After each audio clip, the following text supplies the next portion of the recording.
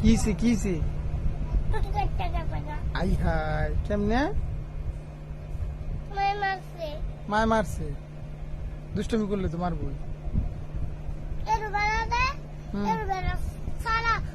আমি দেখছি জানা এর বেলা এলো বেলা পরে পরে আমি এটা তুললা লাগাই দিছি স্যার আমি দেখছি না পরে তুললাতে লাগাইছি ডাল একটা পর ওই মাইটটা খাইছো না বাড়িতে কি রানছে তোমার মায় খাইতো না গো